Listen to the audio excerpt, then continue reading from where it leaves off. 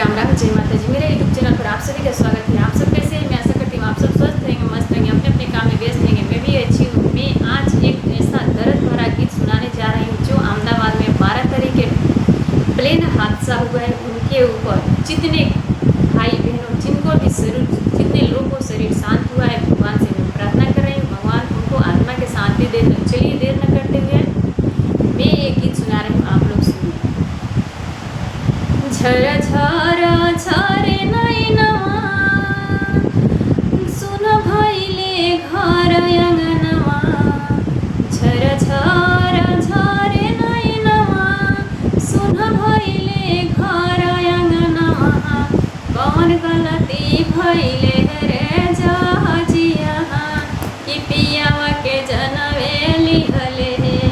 कौन गलती भैले रे जहाजिया, कि पियावा के जनवे लिहले। कौन दुश्मनवा के लागल ऐसन नजरिया।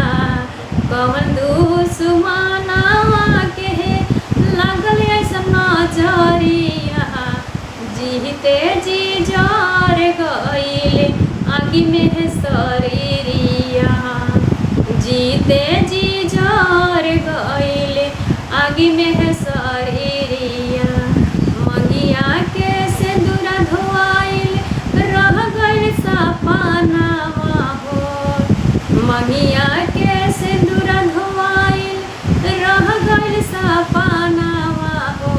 कौन गलती भइल रे जहाजिया, कि रजऊ के जनवा लिहले। कौन गलती भइल रे जहाजिया, कि पियावा के जनवे लिहले। अगिया में जर गइल सब कुछ राख भइल।